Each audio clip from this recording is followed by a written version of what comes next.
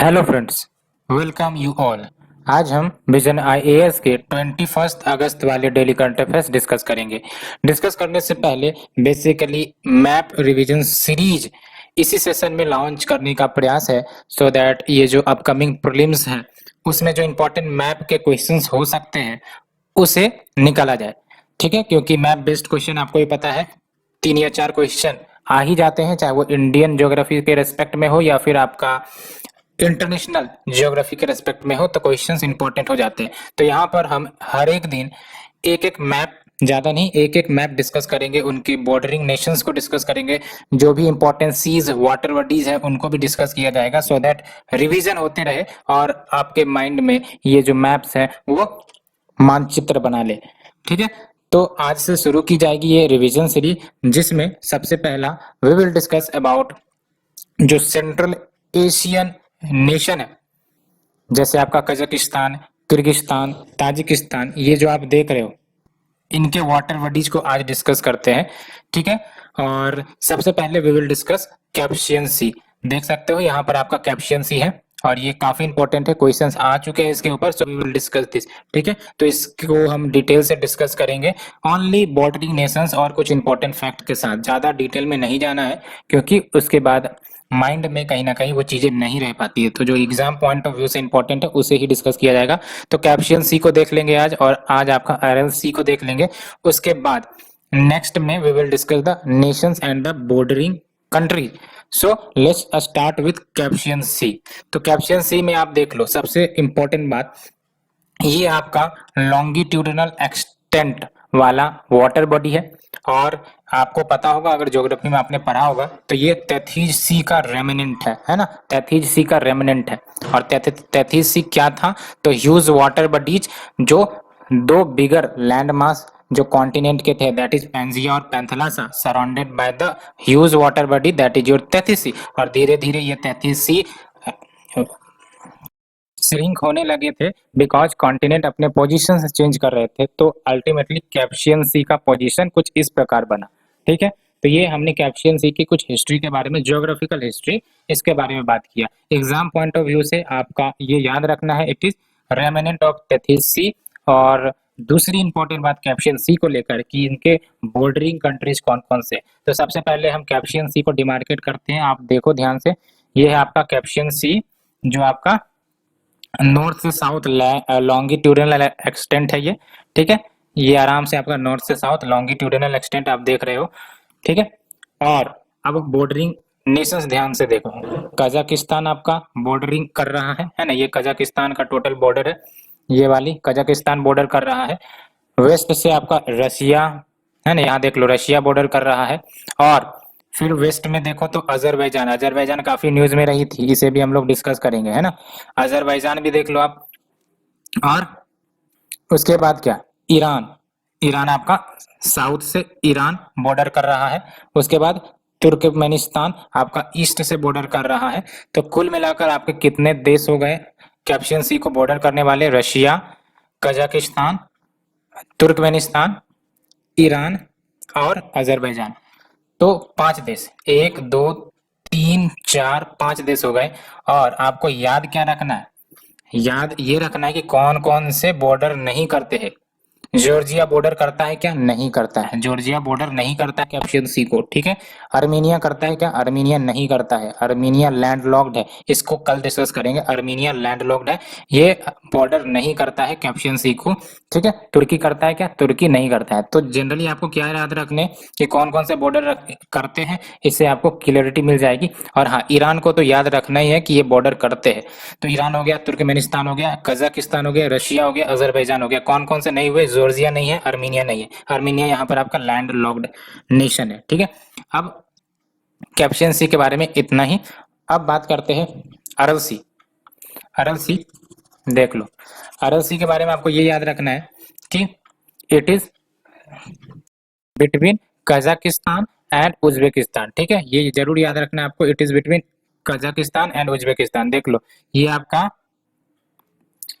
Kazakhstan हो गया। ठीक है, ये आपका कजाकिस्तान हो गया, ये आपका उज्बेकिस्तान हो गया। देख लो आप, कजाकिस्तान और उज्बेकिस्तान के बीच आपको अरल सी देखने को मिल रही है। So Aral sea is between Kazakhstan and Uzbekistan. और कैप्सिकम सी के बारे में भी हमने बात कर ली। तो ये दो इंपॉर्टेंट लोकेशन जो जनरली एग्जाम में पूछे जा सकते हैं, इसको आपको याद रखना है किसी भी हाल में। सो आज के लिए इतना ही, और ग्रेट डिटेल से कल सेंट्रल एशियन नेशन के बारे में डिस्कस करेंगे, कौन कौन से बॉर्डरिंग कंट्रीज हैं, और कुछ इंपॉर्टेंट लेक्स के भी बारे में बात करेंगे। देख सकते हैं यहाँ पर भी अरल सी आप देख लो, it is between Kazakhstan and Uzbekistan, ठीक है। एंड लेक बलखास याद रखना है, completely lies in Kazakhstan. Lake Balkhash completely lies in Kazakhstan, ठीक है। और लेक बाइकाल और बलखास में कंफ्यूजन नहीं करना। लेक बाइकाल सदर्न साइबेरिया में है, जो कि रशिया में है। सदर्न साइबेरिया जो कि रशिया में, और लेक बलखास आपका कजाकिस्तान में है। ये दो बात याद रखना है, कंफ्यूज नहीं करनी है between lake Baikal and lake Balkhash, ठीक है। एंड कल we will discuss the central Asian countries, जो काफी इंपॉर्टेंट है। उसके बाद we will move to black sea, या फिर कल हम ब्लैक सी को ही डिस्कस कर लेंगे, ठीक है। तो ये कुछ इंपॉर्टेंट बात आपको याद रखनी ही है। So let's move to our article. पहला है आपका DBT BIRAC supported ZY-CoV D receives emergency use authorization. तो ये आपका वैक्सीन है जो आपने भी सुना होगा, जिसकी अप्रूवल मिल चुकी है इमरजेंसी यूज के लिए। और क्यों इतना ज्यादा चर्चा में है, क्योंकि ये आपका डीएनए बेस्ड वैक्सीन है ना। डीएनए बेस्ड वैक्सीन है। क्या होता है आपका डीएनए बेस्ड वैक्सीन, इसे भी डिस्कस करेंगे। तो बेसिकली ये जो आपका ZY-CoV-D वैक्सीन है, किसके द्वारा डेवलप करी गई है, जायडस कैडिला। और ये विश्व का फर्स्ट एंड इंडिया का indigenously developed 3 dose DNA based vaccine है कोविड-19 के लिए। अब देख लो, 3 डोज डीएनए बेस्ड। अभी आप कोविशील्ड लेते हो या जो वैक्सीन ले रहे हो कोविड के लिए, वो 2 डोज वाली है। 2 डोज लेते हो तब आपको इम्यूनिटी आती है। यहाँ आपका 3 डोज डीएनए बेस्ड वैक्सीन होगा कोविड-19 के लिए, और इससे एडमिनिस्टर्ड करी जाएंगी ह्यूमंस में, जिसमें आपका चिल्ड्रन भी शामिल होगा as well as adults 12 years and above, है ना। तो जो चिल्ड्रन होंगे वो 12 साल से ऊपर वाले के लिए दी जाएंगी ये आपका डीएनए बेस्ड वैक्सीन। एंड ये जो वैक्सीन है डेवलप करी गई in partnership with department of biotechnology under mission Covid सुरक्षा। तो मिशन कोविड सुरक्षा के अंतर्गत इसे डेवलप किया गया है। And implemented by BIRAC ZY-CoV-D has been supported under कोविड-19 रिसर्च कंसोर्टिया। तो इसे सपोर्ट किया गया था कोविड रिसर्च कंसोर्टिया के तहत through national biopharma mission for pre clinical studies and mission Covid सुरक्षा। तो बिराक की बात करें, जो ये इंप्लीमेंट कर रहा था मिशन कोविड सुरक्षा को, ये आपका not for profit public sector enterprise है। सेटअप करी गई थी डिपार्टमेंट ऑफ बायोटेक्नोलॉजी के द्वारा, so that strategic research and development activities implement की जा सके in regards to the product development needs, जो नेशन की रिक्वायरमेंट होगी। और अगर हम बात करें डीएनए बेस्ड वैक्सीन की, तो इसमें आपका डायरेक्ट इंट्रोडक्शन किया जाता है into appropriate tissues of a plasmid, जिसमें जो डीएनए सीक्वेंस होती है encoding the antigens against which an immune response is sought. तो इसकी बेनिफिट क्या है, तो बेसिकली जो ट्रेडिशनल अप्रोच हम अपनाते हैं, ट्रेडिशनल अप्रोच में जो अभी आपका कोविशील्ड सब है वो सब आपका ट्रेडिशनल अप्रोच है, लेकिन डीएनए वाले में क्या एडवांटेज है। तो सबसे पहली बात तो stimulation of both B and T cell responses, vaccine stability improve हो जाती है, एनी इन्फेक्शियस एजेंट नहीं देखने को मिलेगा, एंड रिलेटिव इजीनेस हो सकेगी लार्ज स्केल मैन्युफैक्चरिंग में भी। And Indian vaccine mission Covid सुरक्षा की बात करें तो इसे आत्मनिर्भर भारत पैकेज 3.0 के तहत लाया गया था। बिरैक जो कि आपका नॉन फॉर प्रॉफिट पीएसयू है, इसके द्वारा ये इंप्लीमेंट हो रही है इंडियन वैक्सीन मिशन सुरक्षा। एंड एम क्या है, तो safe and effective Covid vaccine develop करना फॉर द पब्लिक हेल्थ। तो ये हमने डिस्कस किया डीएनए बेस्ड वैक्सीन की, जो कि आपका डायरेक्ट इंट्रोडक्शन करता है into appropriate tissues of a plasmid, जिसमें आपका डीएनए सीक्वेंस होती है एंटीजेंस की, और उसके खिलाफ आपका रेस्पॉन्स या इम्यून डेवलप किया जाता है, ठीक है। Let's move to the second article. Geological survey of India list geo tourism sites in north East to visit after unlock. तो जियोलॉजिकल सर्वे ऑफ इंडिया ने जियो टूरिज्म साइट को add किया है नॉर्थ ईस्ट वाले site जो है, so that unlock जो हो चुके हैं उसके बाद विजिट करी जाए टूरिज्म प्रमोट करने के लिए बेसिकली। तो 12 लोकेशन नॉर्थ ईस्ट के 32 अप्रूव्ड जियो टूरिज्म के अंतर्गत डाल दिए गए हैं, इंक्लूड कर दिए गए हैं, या फिर कहो जियो हेरिटेज साइट के अंतर्गत डाला गया है नॉर्थ ईस्ट स्टेट के लोकेशन को। तो अगर इस साइट की बात करें तो ये सब बेसिकली टूरिज्म को प्रमोट करने के लिए ही की जा रही हैं। जैसे आपका मजूली, असम में मजूली आइलैंड का नाम आपने सुना होगा, it is a river island and Majuli in river Brahmaputra. तो Brahmaputra river along with some other rivers मिलकर ये मजूली आइलैंड डेवलप करती है। और आपको याद रखना है Majuli island is a riverine island in Assam. And next is your Sangetsar Tso Arunachal Pradesh में, और ये माधुरी लेक के रूप में फेमस है, और ये बनी थी because damming of the river during major earthquake in 1950। Loktak lake Manipur आपने सुना ही होगा, ये largest fresh water lake north east में है, याद रखना है Loktak lake Manipur largest fresh water lake in north east, जिसमें आपको फुमडीज देखने को मिलते हैं। Phumdis is nothing but floating grasses, floating biomass. आप पिक्चर में फुमडीज सर्च करके देख सकते हो, है ना। तो फुमडीज मिलते हैं, या फिर फ्लोटिंग बायोमास एंड फुम सैंक्स, या फिर जो फिशरमैन वहां रहते हैं फुमडीज के ऊपर जो घर वो बनाते हैं उस फुमडीज के ऊपर उनको फुम सैंक्स कहते हैं, ठीक है। तो क्या मिल गए आपको लोकटक लेक में? फुमडीज एंड फुम सैंक्स। और केबुल लामजाओ नेशनल पार्क आपको पता ही होगा, only floating wild life habitat जो अर्थ पर एग्जिस्ट करे, फ्लोटिंग फ्लोट करती है ये आपका नेशनल पार्क। आप सर्च करो पिक्चर में आपको दिख जाएगा। और ये south western part of lake में एग्जिस्ट करता है, यानी कि जो लोकटक लेक है उसके साउथ वेस्टर्न पार्ट में ये आपका Keibul Lamjao national park exist करता है। And is last natural habitat of Sangai deer या फिर ब्राउन एंटीलोड डांसिंग डियर। यहाँ पर ही सिर्फ और सिर्फ ये संगाई डियर या फिर ब्राउन एंटीलोड डांसिंग डियर मिलते हैं, याद रखना। यहाँ के अलावा और कहीं भी ये संगाई डियर नहीं मिलते हैं, ठीक है। एंड नेक्स्ट आपका ममलूह केव मेघालय में है, और ये न्यूज में भी आई थी, जो कि आपका स्टैलेग्माइट केव है जिसमें इंपॉर्टेंट रिकॉर्ड्स प्राप्त होती है Holocene paleo climate as well as paleo monsoon के एविडेंस के, है ना। ये आपने सुना होगा ममलूह केव के बारे में, साइंटिस्ट ने जो डिस्कवर किया था। एंड नेक्स्ट इज योर माओब्लेई और गोड्स रॉक, जो कि मेघालय में ही है। यहाँ पर huge balancing sand stone rock जो 45 डिग्री के एंगल पर आपका लाई करती है in south east direction on the hill slope overlooking Varanasi river valley, ठीक है। तो आपको ये याद रखनी है कि माओब्लेई या फिर गोड्स रॉक मेघालय में है, ठीक है।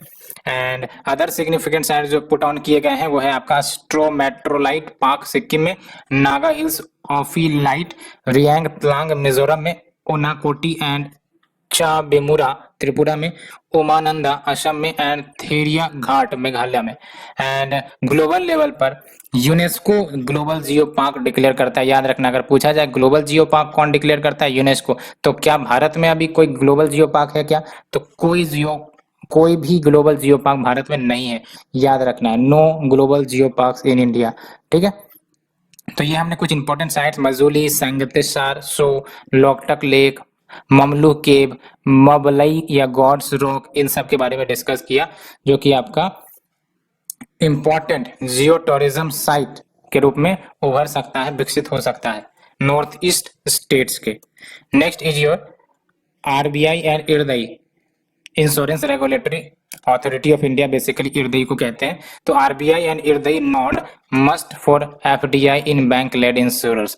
तो बेसिकली आपका बैंक लेड इंश्योरेंस में अगर एफडीआई आनी है तो उसमें आरबीआई एंड इरदई का अप्रूवल परमिशन चाहिए ही चाहिए, ये आपका रूल्स लेकर आया गया है। तो आप देख सकते हो new foreign exchange management second amendment rules 2021 जो अमेंड करता है फॉरेन एक्सचेंज मैनेजमेंट रूल्स 2019 को नोटिफाई कर दी गई है।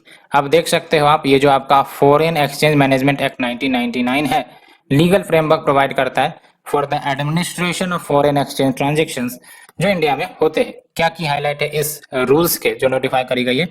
तो बेसिकली फॉरेन डायरेक्ट इन्वेस्टमेंट अगर किसी इंश्योरेंस कंपनी में आती है which is promoted by private bank, तो उसके लिए जो एप्लीकेशन है वो क्लियर किसके द्वारा करी जाएंगे? आरबीआई एंड इरदई के द्वारा, टू इंश्योर कि जो 74% लिमिट ओवरसीज इन्वेस्टमेंट का रखा गया है इंश्योरेंस सेक्टर में वो ब्रीच ना हो, इसलिए ये क्लियर किसके द्वारा करी जाएंगी? आरबीआई एंड इरदई के द्वारा।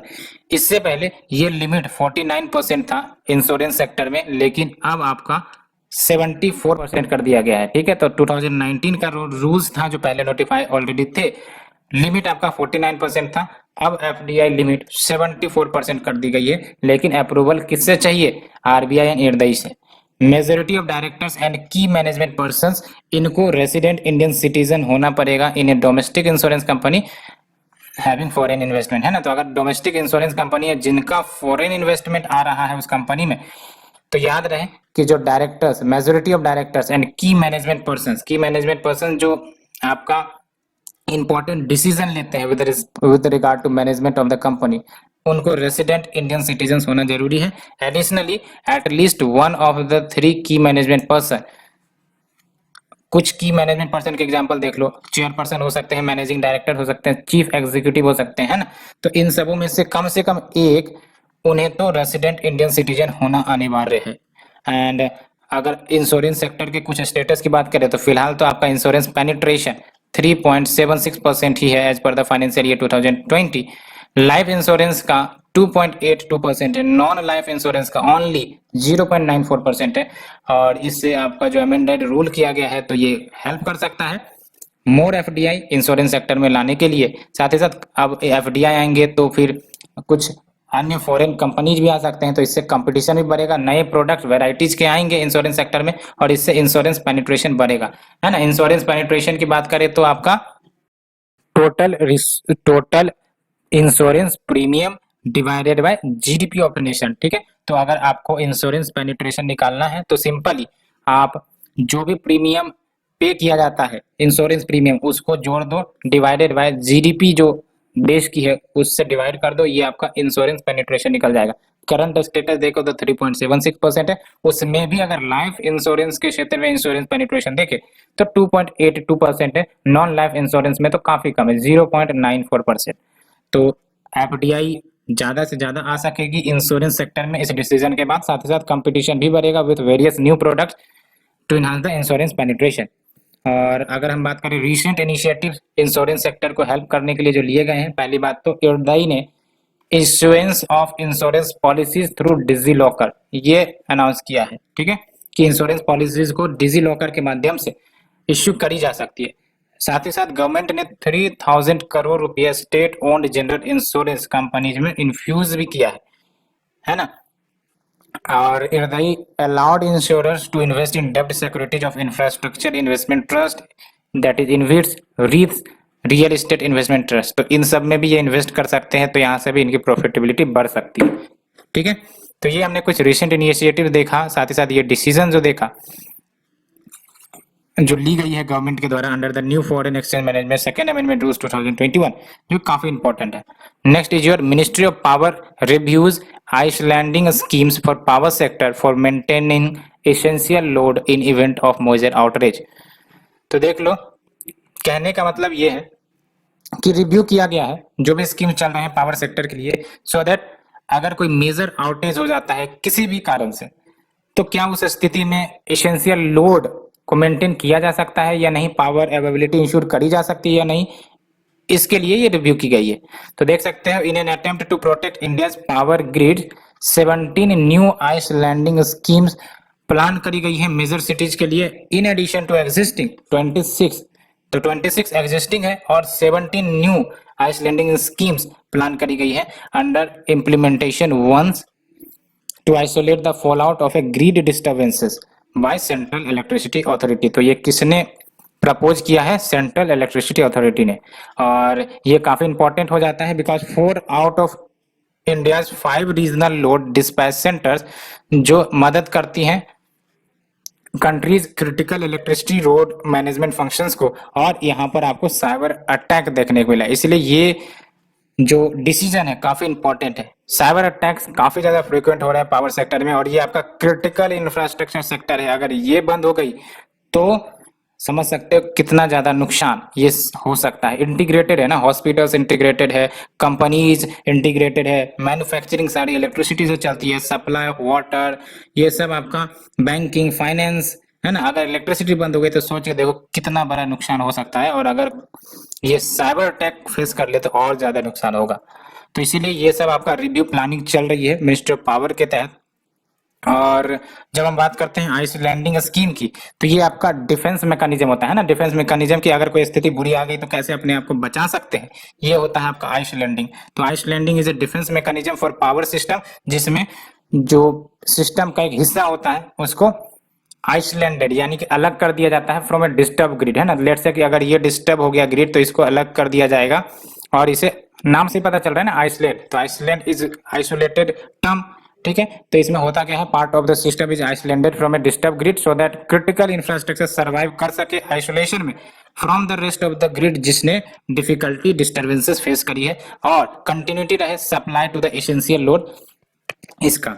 और क्रिटिकल इंफ्रास्ट्रक्चर की बात करें तो it is a body of system, networks and assets जो इसेंशियल होते हैं, नाम से पता चला critical infrastructure which is essential to ensure security of a given nation, its economy and public health and safety. और कुछ एग्जांपल देख लो क्रिटिकल इंफ्रास्ट्रक्चर सेक्टर के, हेल्थ हो गया, सिक्योरिटी हो गई यानी कि defence and national security, banking and finance, food and grocery, energy, data and cloud, space, education and education, research, innovation, transport, communication, water.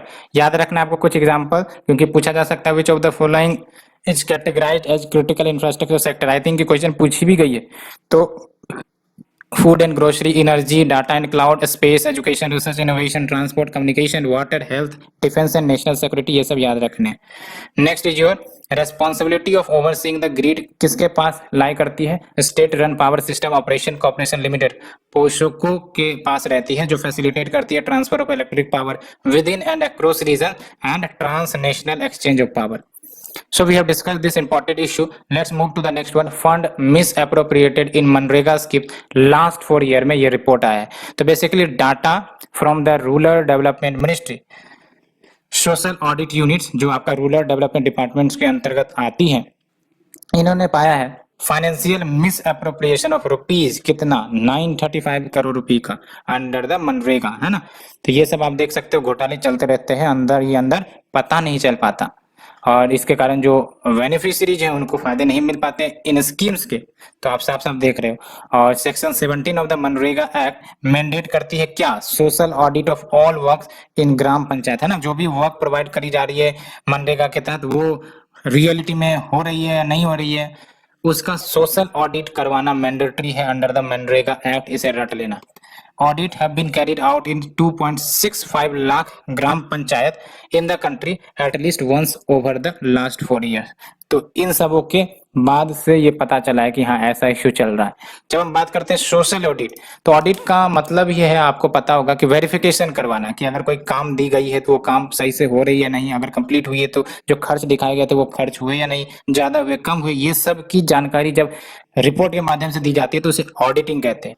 तो सोशल ऑडिटिंग की बात करें तो एग्जामिनेशन या फिर असेसमेंट कह लो किसी भी प्रोग्राम या स्कीम का, जो कंडक्ट करी जाएंगी किसके इन्वॉल्वमेंट से, लोगों के डायरेक्ट इन्वॉल्वमेंट से, लोगों से ही पूछ लिया जाएगा, ठीक है, कि भाई साहब आपको ये काम मिली या नहीं मिली, कितने दिन मिली, कितनी सैलरी मिली, ये सब आपका पूछा जाएगा। और फिर कंपेयर किया जाएगा जो भी ऑफिशियल रिकॉर्ड्स मेंटेन करी गई थी उस ग्राम पंचायत के द्वारा, और एक्चुअल ग्राउंड रियलिटीज निकाली जाएंगी। And it helps to narrow the gaps between vision या गोल एंड ग्राउंड रियलिटी। बिल्कुल सही, जो विजन रखा गया और जो ग्राउंड रियलिटी है उसको कम करने में ये मदद करेगा, क्योंकि ऑडिट आपको एफिशिएंसी और इफेक्टिवनेस लेकर आता है। And audit of scheme rules and auditing standards, ये 2011 में नोटिफाई करी गई थी। तो स्कीम रूल्स के लिए ऑडिट 2011 में और ऑडिटिंग स्टैंडर्ड्स 2016 में नोटिफाई करी गई थी।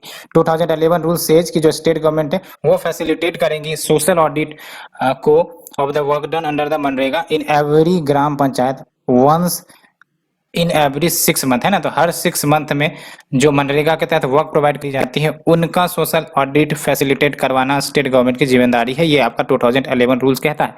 मनरेगा एक्ट की बात करें तो मनरेगा एक्ट 2005 में आया था, और इसके तहत लीगल गारंटी मिलता है 100 डेज ऑफ वेज एम्प्लॉयमेंट का इन ए गिवन फाइनेंशियल ईयर। किसको याद रखना है, रूरल हाउस होल्ड को, अर्बन हाउस होल्ड नहीं, रूरल हाउस होल्ड को, whose adult members volunteer for unskilled manual work and state government may make provision for additional days, है ना। स्टेट गवर्नमेंट एडिशनल डेज के लिए प्रोविजन बना सकता है beyond the period guaranteed under the act from their own funds.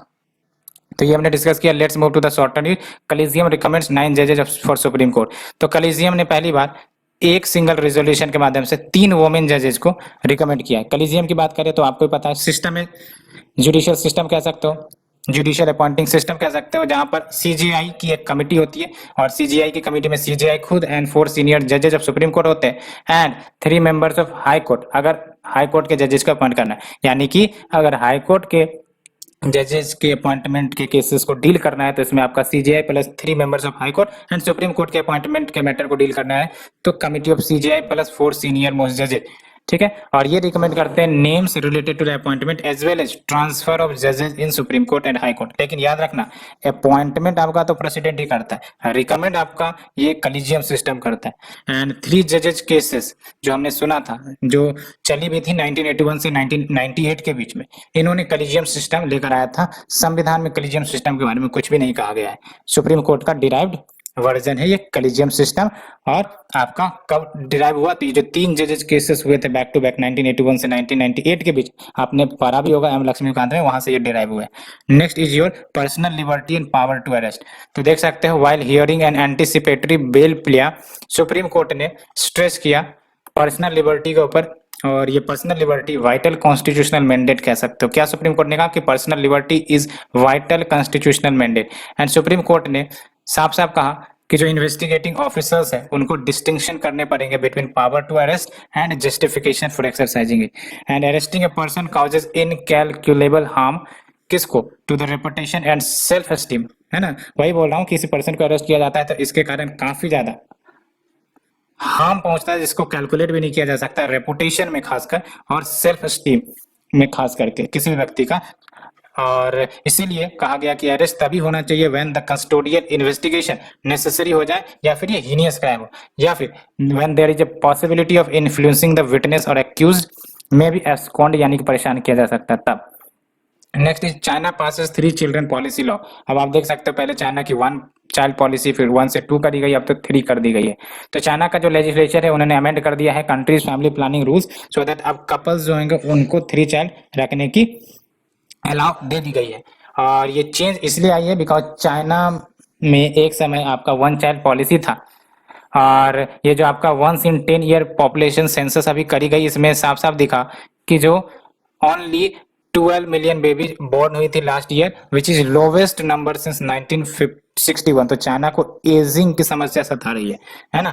और ये जो सेंसस है जो अभी हमने डिस्कस किया, it recorded 264 million in the age group of 60, यानी कि approx 26 crore people age group of 60 में है, accounting for 18.70% of the population. तो अच्छा खासा पॉपुलेशन एज चाइना का हो रहा है, और इसी के लिए चाइना ने 3 चाइल्ड पॉलिसी अब लागू कर दी है। And next is your Sunil Sethi committee for export promotion of handloom.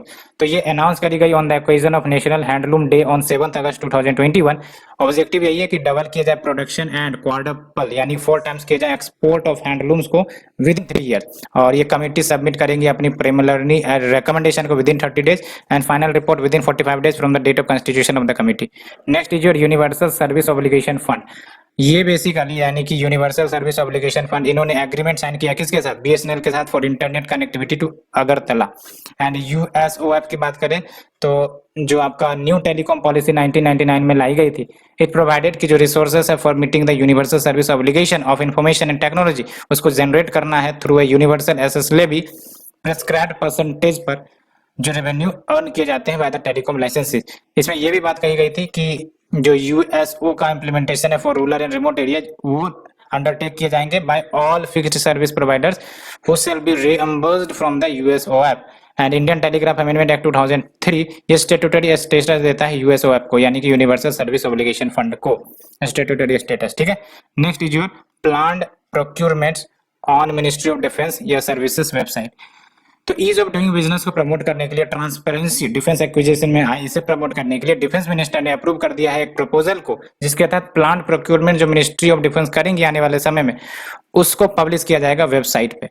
And defence procurement procedure 2016 में जो लाई गई थी, इसमें आपका technology perspective and capability road map की बात कही गई थी to share long term integrated perspective plan that is for 15 years and for future needs with industry. और ये मदद करेगा बेसिकली डिफेंस इक्विपमेंट मैन्युफैक्चरर्स को, जो डोमेस्टिक मैन्युफैक्चरर्स होंगे, कि वो अपने टेक्नोलॉजी टाई अप कर सकते हैं ओरिजिनल इक्विपमेंट मैन्युफैक्चरर के साथ, सेटअप द प्रोडक्शन लाइंस या फिर प्रोडक्शन कैपेसिटीज को बढ़ा सकते हैं डिपेंडिंग ऑन द डिमांड जो मिनिस्ट्री ऑफ डिफेंस की तरफ से आएगी डिफेंस प्रोडक्ट्स के लिए। नेक्स्ट जो है desertification and land degradation Atlas of India. तो ये जो आपका desertification and land degradation Atlas है इंडिया का, ये पब्लिश करी गई किनके द्वारा? Space application centre ISRO Ahmedabad के द्वारा। और ये state wise area degraded land का बताता है। क्या आपकी फाइंडिंग है? तो इंडिया ने लेवल ऑफ डेजर्टिफिकेशन में इंक्रीमेंट देखा है 28 ऑफ 31 स्टेट्स में, है ना, 31 स्टेट्स एंड यूटीज, यानी कि टोटल जो भी स्टेट्स प्लस यूटीज हैं उसमें से 28 में आपका increment in level of desertification देखा है बिटवीन 2011 से 13 एंड 2018 से 19 एंड बिटवीन 2003 से 5 एंड 11 से 13 25 of the 31 states and UTs में आपका इंक्रीमेंट देखने को मिला था in the level of desertification. अभी क्या हुआ है? 25 से 28 हो गया है। नेक्स्ट इज योर डेजर्टिफिकेशन की जब हम बात करते हैं तो इसका मतलब क्या है? कंटिन्यूअस डिग्रेडेशन होते रहे ड्राईलैंड इकोसिस्टम का बाय क्लाइमेटिक वेरिएशंस या फिर human activity. Next is your prime global cities index. तो basically prime global cities index Q2 2021 report के अनुसार दिल्ली 5 स्पॉट डाउन मूव की है in the latest index. 37th rank उन्हें हासिल हुआ है in the second quarter of 2021।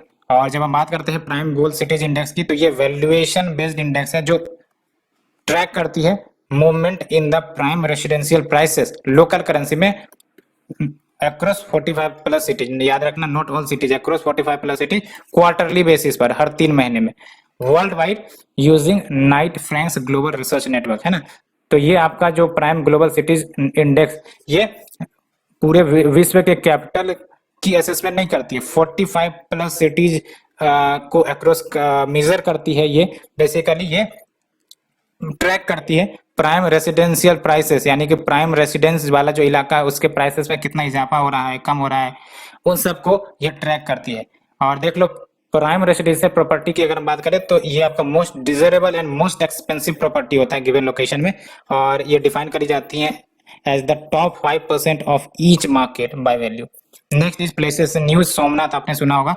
तो प्राइम मिनिस्टर ने इनॉग्रेट किया है, साथ ही साथ फाउंडेशन स्टोन ले डाउन किया है मल्टीपल प्रोजेक्ट का in Somnath which is in Gujarat.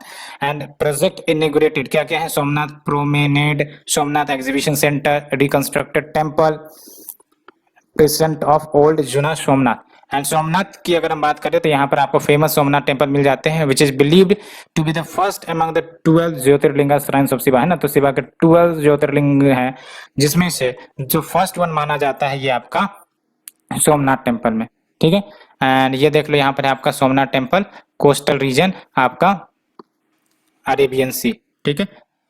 और द नेक्स्ट इज नागपुर। तो union minister for road transport and highways ने एड्रेस किया है inaugural function of Sitabardi 0 mile point Kasturchand park root metro Nagpur के लिए। एंड ग्रेट ट्रिग्नोमेट्री सर्वे ये स्टार्ट करी गई थी ब्रिटिश के द्वारा 1907 से from 0 mile point Nagpur which they consider to be the central point of India. तो ये आपका नागपुर मुंबई में, महाराष्ट्र में बेसिकली। तो we have discuss all these articles, hope you liked it. And अगर आप पसंद आ रही है तो प्लीज सब्सक्राइब करो। Thank you friend, thank you very much.